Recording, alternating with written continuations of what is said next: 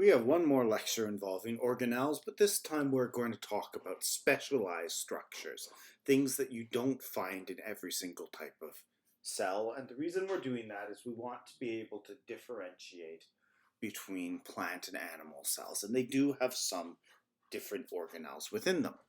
Our success criteria for today is being able to describe and identify centrioles, vacuoles, cell walls, and chloroplasts.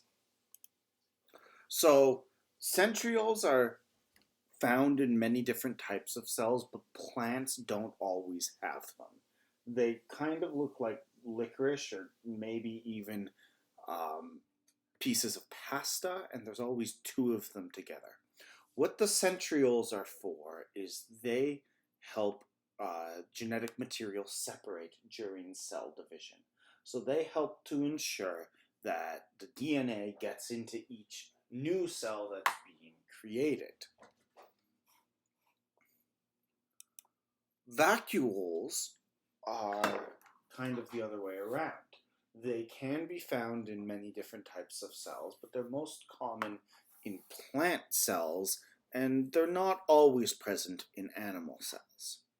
What a vacuole is it's a gigantic vesicle. And that vesicle is often very, very large. You can see inside of this plant cell, it takes up almost half of the cell. And these get used to store things like water, food, mineral, and sometimes wasting them. They also help to maintain the structure of the cell.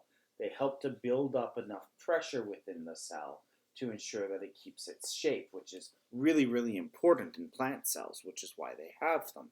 It makes them rigid. Some types of plant cells also contain vacuoles that have toxins in them.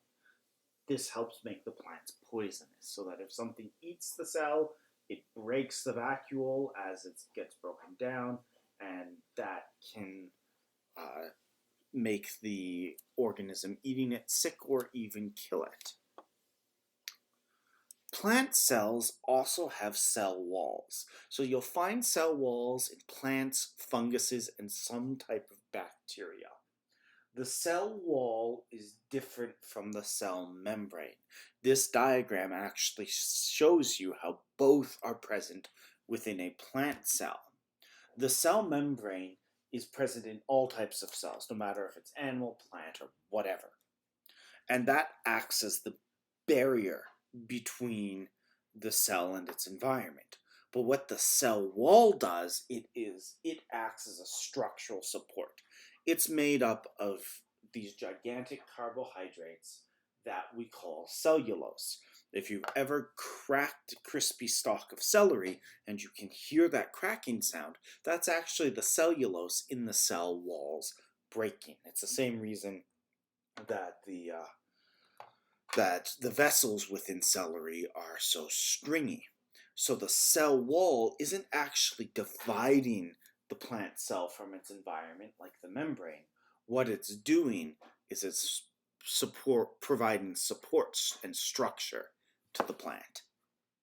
And then the last type of organelle that plants have that makes them unique are chloroplasts. Chloroplasts are also found in some types of algae and bacteria that are also able to photosynthesize.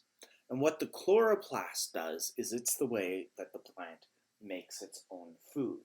It can use carbon dioxide and water, as well as energy from the sun, in order to make sugar. And it does this using a chemical called chlorophyll. And chlorophyll is actually what gives plants their green color.